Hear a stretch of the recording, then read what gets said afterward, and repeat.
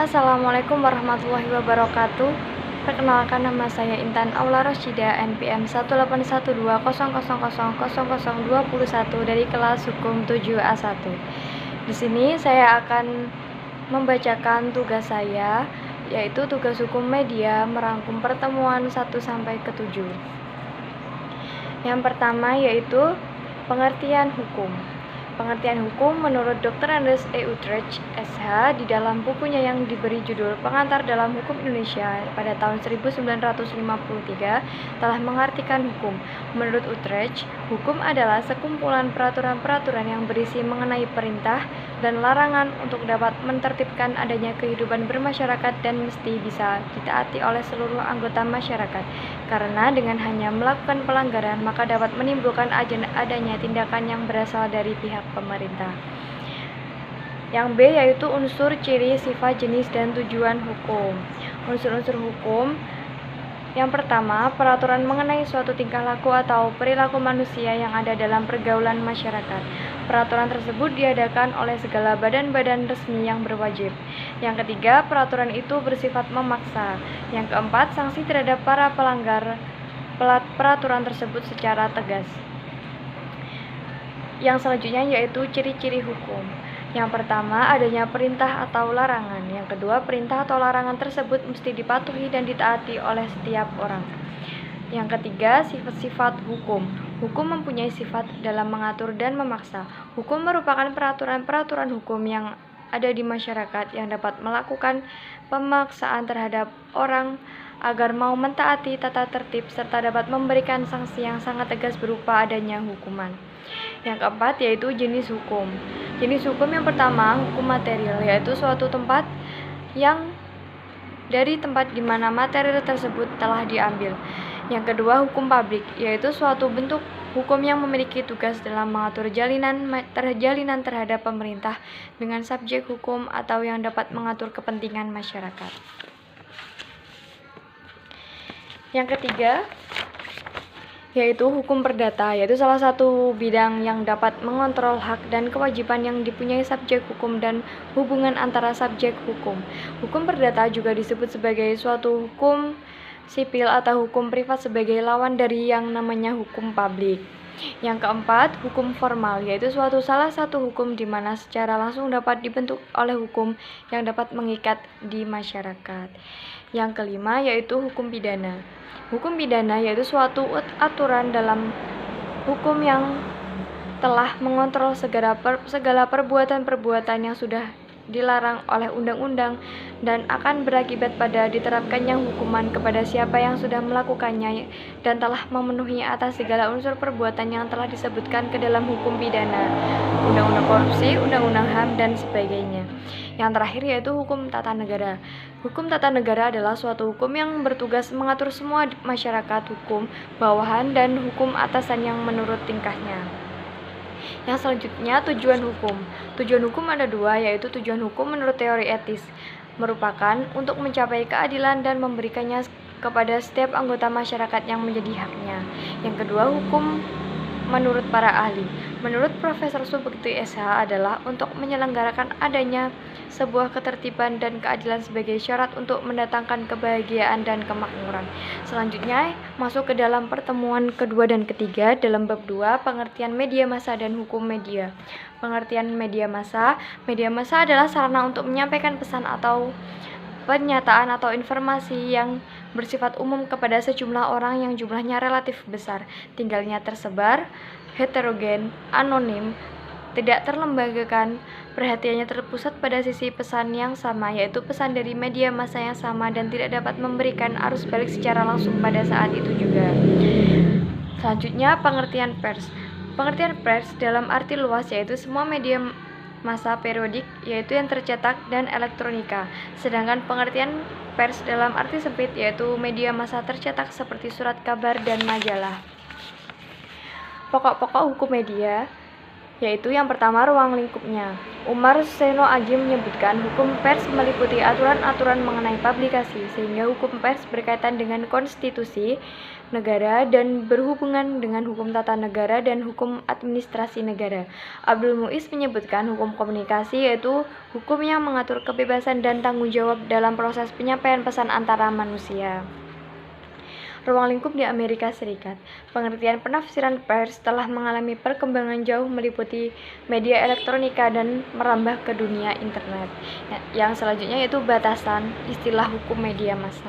Hukum pers memaksudkan sebagai hukum media cetak.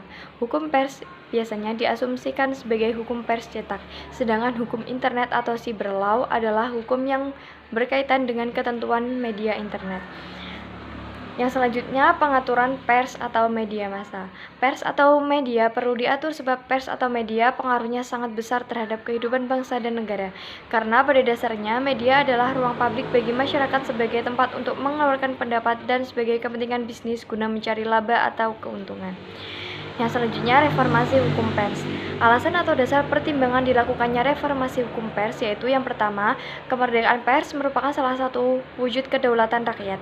Yang kedua, kemerdekaan menyatakan pendapat, hak memperoleh informasi merupakan hak asasi manusia yang sangat hakiki. Yang ketiga, pers nasional sebagai wahana komunikasi massa, penyebar informasi dan pembentuk opini. Yang keempat, pers nasional berperan ikut menjaga ketertiban dunia berdasarkan kemerdekaan, perdamaian abadi, dan keadilan sosial. Yang kelima, karena undang-undang pers lama sudah tidak sesuai dengan ketentuan perkembangan zaman. Masuk ke dalam pertemuan ke-5 yaitu sejarah pers. Sejarah media massa. Sejarah media massa yang pertama kali lahir adalah media cetak. Hal ini sesuai dengan perkembangan teknologi di mana teknologi percetakan lebih dulu lahir dibandingkan dengan teknologi komunikasi dan teknologi penyiaran. Dengan mesin percetakan maka dapat diterbitkan buku, surat, dan selebaran. Yang selanjutnya, perkembangan hukum media cetak dan elektronik. Hukum pers yang berkembang di Indonesia dari masa Hindia Belanda sampai masa reformasi adalah hukum pers media cetak. Dengan makin berkembangnya media penyiaran juga berkembang kajian media penyiaran dan media cetak. Beberapa penyebab terjadi ketimpangan atau ketertinggalan dunia penyiaran dibandingkan dengan jurnalistik cetak, yaitu yang pertama, pers cetak lahir terlebih dahulu daripada pers penyiaran karena lembaga pers cetak memang lebih dahulu lahir daripada lembaga penyiaran. Yang kedua, sejak masa kemerdekaan media penyiaran di Indonesia berpuluh-puluh tahun dikuasai oleh pemerintah. Yang ketiga, sejarah media di Indonesia. Sejarah pers di Nusantara dimulai sejak abad ke-8 ketika Gubernur Jenderal Van Himhoff mendirikan Batavia Novels tahun 1744. Bila sejarah pers di Indonesia dimulai sejak berdirinya koran pertama tahun 1744, maka sejarah hukum media di Indonesia dimulai sejak keluarnya peraturan hukum tentang media yang pertama di Indonesia, yaitu tatkala pemerintah Hindia Belanda memberlakukan Reglement of the Drukgyal in Netherlands pada tahun 1856. Selanjutnya, media cetak dan media penyiaran. Meskipun ada kesamaan dan perbedaan antara hukum media cetak dan media penyiaran, namun keduanya memiliki prinsip dasar atau dasar-dasar yang sama. Masuk ke pertemuan ke-6 yaitu fungsi pers dan kebebasan pers. Fungsi pers untuk menyiarkan informasi. Media massa khususnya pers adalah sarana yang tepat bagi khalayak untuk memperoleh beragam informasi yang dibutuhkan. Khalayak akan melakukan cara-cara yang tepat untuk memperoleh informasi, yaitu berlangganan surat kabar atau menonton siaran televisi dan radio. Yang kedua yaitu fungsi pers untuk mendidik. Media massa baik secara cetak maupun media elektronik adalah wahana pendidikan bagi masyarakat massa. Umumnya informasi atau materi yang mengandung pengetahuan dituangkan dalam bentuk tulisan, artikel, video, bentuk foto, cerita, dan lain-lain. Yang ketiga, fungsi pers untuk menghibur. Kita dapat menemuinya dalam bentuk tajuk rencana, cerita pendek, cerita bersambung, karikatur, teka-teki, dan teka-teki silang, dan lain-lain. Yang keempat, fungsi kontrol sosial dan pers berfungsi untuk mempengaruhi. Sebagai kontrol sosial memaksudkan adalah untuk mencegah terjadinya penyalahgunaan kekuasaan atau penyimpangan lainnya yang dilakukan oleh pejabat publik atau penguasa. Fungsi pers untuk mempengaruhi artinya pers memegang peranan yang sangat penting dalam berbagai segi kehidupan masyarakat. Sedangkan fungsi pers di Indonesia yang pertama sebagai media informasi, yang kedua sebagai media pendidikan, yang ketiga sebagai media hiburan, yang keempat sebagai kontrol sosial, dan yang terakhir sebagai lembaga ekonomi.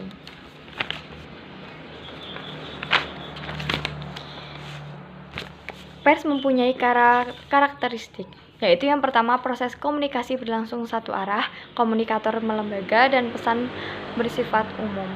Peran umum pers tersendiri yaitu menurut Karl Nordenstreng, yang pertama kekolaborasi, yang kedua pengawasan lingkungan, yang ketiga fasilitator, yang keempat karikatus. Yang keempat yaitu kritikus, dan yang menurut Justin Lempitlau sebagai pengawasan publik, penyelidik, pendidik bagi publik, penasehat bagi demokrasi dan pemerintahan yang baik, katalis bagi demokrasi dan pembangunan.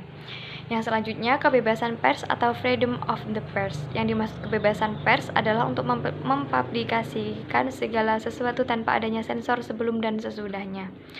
Manfaat mempelajari fungsi pers, kita dapat mengetahui sebagai macam informasi dan fungsi pers yang berlaku secara universal.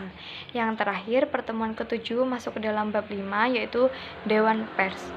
Pengertian Dewan Pers. Dewan Pers adalah sebuah lembaga independen di Indonesia yang berfungsi untuk mengembangkan dan melindungi kehidupan pers di Indonesia.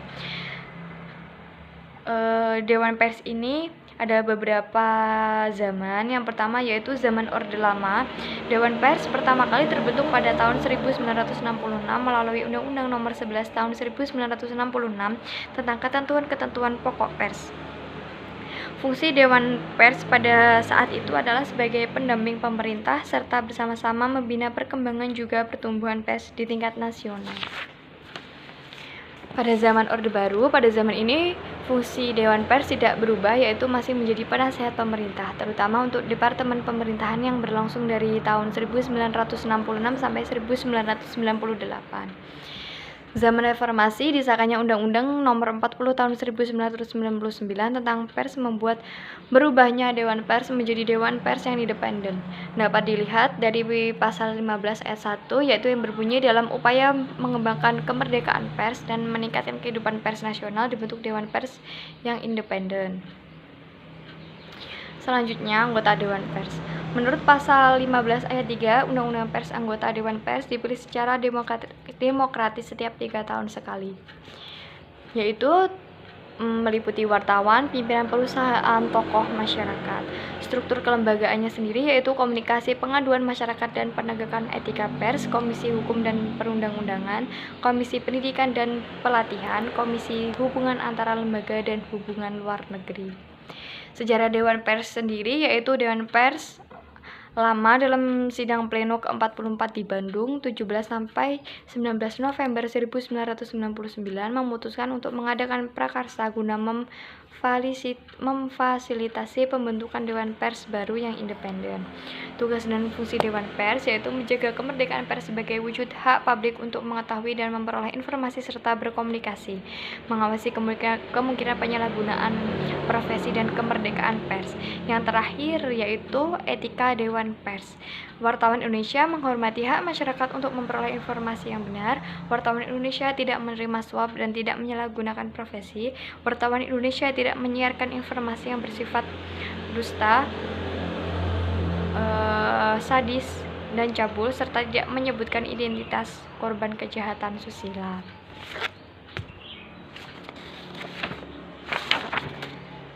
Dalam bab terakhir ini ada pertanyaan, yaitu mengapa di Indonesia dibentuk Dewan Pers? Karena Dewan Pers berfungsi menjaga kemerdekaan pers sebagai wujud hak publik untuk mengetahui dan memperoleh informasi serta berkomunikasi. Yang kedua, mengawasi kemungkinan penyalahgunaan profesi dan kemerdekaan pers. Yang ketiga, menjadi mediator untuk membantu menyelesaikan pengaduan masyarakat berkaitan dengan pemberitaan pers yang merugikan publik. Pertanyaan yang kedua, apa tugas, tanggung jawab, dan wewenang Dewan Pers? Tugas tanggung jawab pers itu sendiri yaitu mengembangkan dan menjamin kemerdekaan pers, mengembangkan amanat dan mematuhi kode etik pers, dan penggunaan standar jurnalistik profesional. Setiap kegiatan pers harus menghormati hak asasi setiap orang dan harus bertanggung jawab kepada publik. Sedangkan wewenang Dewan Pers yaitu mendampingi pemerintah dalam bersama-sama menetapkan kebijaksanaan umum tentang pers. Yang kedua, mendampingi pemerintah dalam bersama-sama menetapkan ketentuan-ketentuan lebih lanjut mengenai syarat-syarat kewartawanan dan pengusahaan pers. Demikian rangkuman yang dapat saya rangkum pertemuan ke-1 sampai ke-7 mata kuliah Hukum Media. Terima kasih. Wassalamualaikum warahmatullahi wabarakatuh.